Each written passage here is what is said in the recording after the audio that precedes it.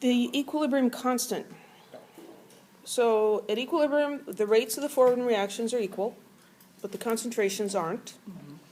So how do we describe where the equilibrium is? We use something called an equilibrium constant. And that quantifies the relative concentrations of reactants and products at that equilibrium situation. So for an example like this, where we have A plus B reacting to form C and D, the lowercase letters A, B, C, and D are the ratios, the coefficients in the balanced chemical equation. So we use letters here because we're going for a general formula here. The equilibrium constant is going to equal the concentration of, I have a hard time seeing on here, that's why I've been walking over here. So you take the concentration of one product and raise that concentration to the power of its coefficient, and that's multiplied by the concentration of the next reactant raised to the power of its coefficient. So that's what this is down here. The brackets tell us that it's the concentration of that element or compound. And C is an exponent, and that is the same as the coefficient in the balanced chemical equation. And all of that is divided. You could have more than two products. You could have one product. You could have 10 products. They'd all just be multiplied. And then in the denominator, you do the same thing with the reactants. So this is called the equilibrium constant, and it gives us a relationship between the concentrations of the products and the concentrations of the reactants at equilibrium. So here's an example. This was, well, that's a different equation, never mind. So here's an equation, N2O5. Two of those can react and decompose basically into 4 NO2s and an oxygen molecule.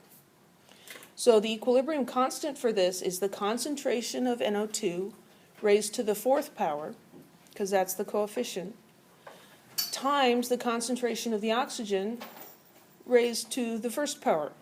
And we didn't write the 1 there, and we don't write the 1 there either. And that's divided by the concentration of the reactant raised to the 2nd power because of this 2.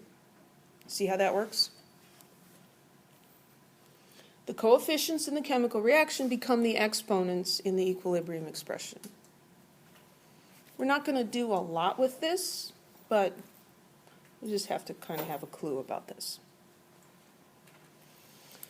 So if the equilibrium constant is large, what does that mean? That means that you have more product. Because let's look at this top equation. The equilibrium constant, KEQ, would equal the concentration of HBr raised to the 2nd power divided by the concentration of hydrogen times the concentration of bromine. Those both have coefficients of 1, and so their exponents will be 1. If KEQ is a large number, like 10 to the 19th, does that mean the concentration of products is high or reactants? Products. For that to be a big number, then the numerator must be large, right? So large equilibrium constant means the equilibrium lies far to the right. You have a lot of product. Yes? This hydrogen and bromine, are those, is that represented in the AMU or the molar mass? And then the squared by its how many? No, it has to do with number of particles in a given volume. But that would be given to us in that concept.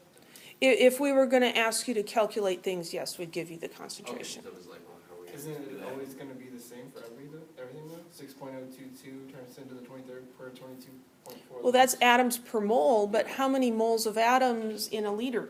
Oh. If it's more concentrated, then you're going to have more moles of substance per liter. And we're going to learn more about concentration in a later chapter. we're not really going to do many calculations here. We just want to be able to look at KEQ and say, what does that mean? High equilibrium constant means that the products are favored. And a low equilibrium constant, like this equilibrium constant here, is very small, 10 to the minus 31. So that means there's the reactant. That means it's mostly reactants and very little product is formed. Okay? So large equilibrium constant favors the products, small equilibrium constant favors the reactants. What if your equilibrium constant was 1? Then there's the same amount of reactants as there is product. Then it's going to be right in the middle, and it's going to be equal. So high equilibrium constant means high concentration of products. I kind of foreshadowed this maybe. So here in this illustration we see lots of product, and here's one reactant and here's one reactant. Very little reactant, large number, because lots of products in the numerator. Small equilibrium constant means that it's mostly reactants. Here's a product and there's a product. Small number means that the numerator is small and the denominator is large. Okay? This, the whole thing is based off of the product versus its reactant. Yeah, the equilibrium constant has to do with the concentrations of products divided by the concentration of reactants. So if you have a very small equilibrium constant, the reverse reaction is favored. The reaction does not go very far before it reaches equilibrium. If it's approximately equal, then you've got a pretty even distribution of reactants and products. You have significant amounts of both.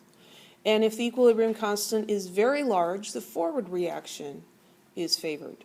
And so there's mostly product and very little reactant.